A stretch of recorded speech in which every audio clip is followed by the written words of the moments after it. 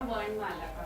ठीक है, वर्णमाला में हमने लास्ट क्लास में भी स्वर और व्यंजन के बारे में रीड किया था। ठीक है, तो उसमें जो व्यंजन के बारे में थे, तो व्यंजन में हमने उसको कैसे किया था कि उच्चारण की दृष्टि से हमने किया था। ठीक है, लेकिन जो उसके भेद होते हैं आज हम उसके सारे भेद के बारे में रीड करेंगे। ठीक है, वर्णमाला में स्वर आपको पता ही है कि कौन कौन से होते हैं। अ, छोटा अ, बड़ा आ, छोटी ई, बड़ी ई, छोटा ऊ, बड़ा ऊ, छोटी ए, बड़ी ए, छोटा ओ, बड़ा ओ। ठीक है, ये सारे हमारे क्या होते हैं, स्वर होते हैं। स्वर मीन्स वोवल्स, इंग्लिश में हम इनको क्या कहते हैं, वोवल्स। वोवल्स क्या means A, E, I, O, U, जो इसकी साउंड प्रोड्यूस करते हैं, तो वो सारे हमारे क्या होते हैं, स्वर। एंड व्यंजन क्या होते हैं हमारे, कॉन्सोनेंट्स। ठीक है, कॉन्सोनेंट्स क्या होते हैं, वोवल को छोड़कर बाकी जो अल्फाबेट बचते हैं वो सारे हमारे क्या होते हैं, व्यंजन होते हैं। ठीक है, अब जो हम स्वर के भेद के बारे में पढ़ेंगे, लास्ट क्लास में भी हमने पढ़ा था कि ह्रस्व स्वर होते हैं, दीर्घ स्वर होते हैं एंड प्लुत स्वर होते हैं। ह्रस्व स्वर में लास्ट क्लास में मुझसे ये बाय मिस्टेक इसमें लिखा गया था, बट आप इसको करेक्ट कीजिए कि ह्रस्व स्वर जो हमारे होते हैं वो 4 होते हैं। ठीक है, जैसे छोटा जिनको बोलने में कम टाइम लगता है। ठीक है, ह्रस्व स्वर की मेन पहचान क्या है कि इनका जो उच्चारण होता है उसमें बहुत कम टाइम लगता है। जैसे छोटा अ, छोटी ई, छोटा ऊ एंड री। ह्रस्व स्वर होते कितने टाइप के होते हैं, ये 4। ठीक है, ह्रस्व स्वर कितने होते हैं हमारे, 4 होते हैं। जैसे छोटा अ, छोटी ई, छोटा ऊ एंड री, ये हमारे ह्रस्व स्वर में काउंट होते हैं। नेक्स्ट आते हैं हमारे दीर्घ स्वर।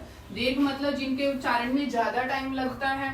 ठीक है, तो यानी बड़ा आ, बड़ी ई, बड़ा ऊ, छोटी ए, बड़ी ए, छोटा ओ, बड़ा ओ, ये मेनली कितने होते हैं, ये दीर्घ स्वर हमारे 7 होते हैं। ठीक है, आपने ये याद रखना है, कई बार ये डायरेक्ट क्वेश्चन आ जाते हैं कि ह्रस्व स्वर कितने होते हैं, तो वो 4 होते हैं एंड दीर्घ स्वर हमारे कितने होते हैं, 7 होते हैं।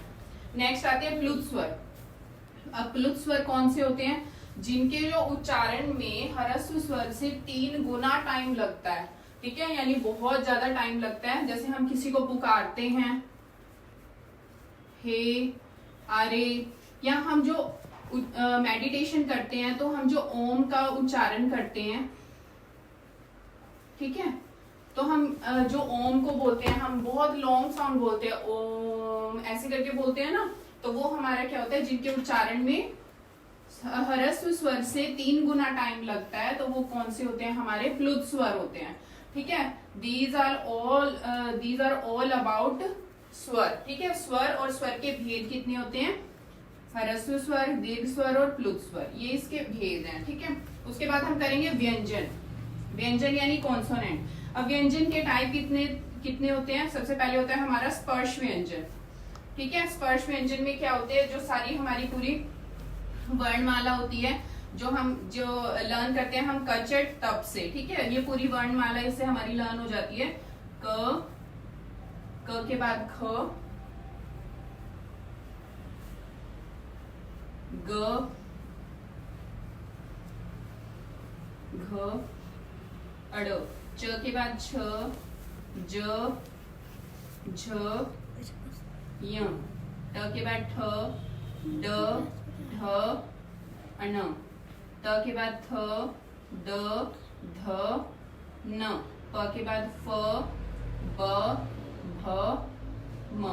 ठीक है, तो ये क से म तक जो हमारे सारे होते हैं, इनको हम क्या बोलते हैं, स्पर्श व्यंजन। एंड 2 मोर इंक्लूडेड, अड़ और ढ, जैसे सड़क और ढ से क्या होता है, ढक्कन। ठीक है, ये जो 2 होते हैं ये भी इसी में स्पर्श व्यंजन में इंक्लूड होते हैं। ठीक है, नेक्स्ट आता है हमारा अंतस्थ व्यंजन। अंतस्थ क्या होता है, देखो इसके बाद जो हमारी सीरीज स्टार्ट होगी, य, र, ल, व, तो ये जो 4 होते हैं ये हमारे क्या होते हैं, अंतस्थ व्यंजन होते हैं। ठीक है, नेक्स्ट आते हैं ऊष्म।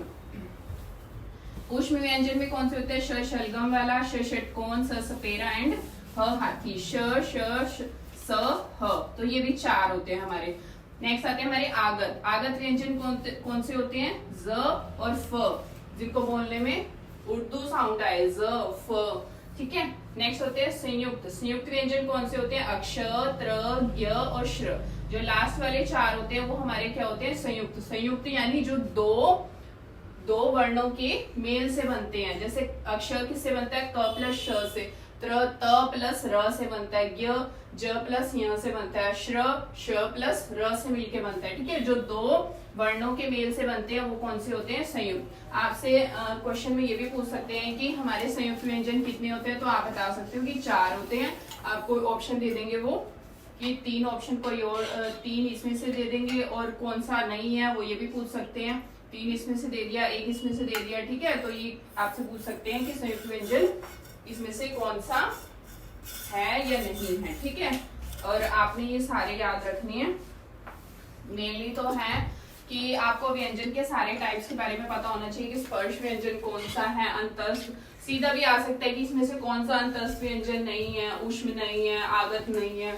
कोई भी 4 ऑप्शन दे सकते हैं, उसमें से 3 आपको रॉन्ग होंगे, 1 आपका इसमें से सही होगा। ठीक है, किसी भी तरीके से दे सकते हैं। मेनली आपको ये सारी वर्णमाला का पता होना चाहिए। ठीक है, इससे रिलेटेड और भी क्वेश्चन है कि स्वर कितने होते हैं, हमारे स्वर होते हैं 11, और व्यंजन हमारे टोटल कितने होते हैं 11, और ये दोनों मिलाकर कितनी वर्णमाला पूरी कितने की बनती है, 52 की। उसके बाद होता है लुंठित व्यंजन। लुंठित क्या होता है, ये स्टेट के पेपर में आया भी हुआ था, ये मोस्ट इंपोर्टेंट वन। इसमें से कौन सा लुंठित व्यंजन है, आपको 4 मतलब ये व्यंजन दे दिए थे और उसमें से पूछा गया था कि लुंठित व्यंजन कौन सा है। तो लुंठित मतलब जिनको बोलने में कंपन पैदा होती है, तो वो कौन सा होता है, र। नेक्स्ट आता है पार्श्विक व्यंजन। पार्श्विक व्यंजन कौन सा है, ल। ये भी एग्जाम में आया हुआ है कि पार्श्विक व्यंजन बताओ कि कौन सा है इसमें।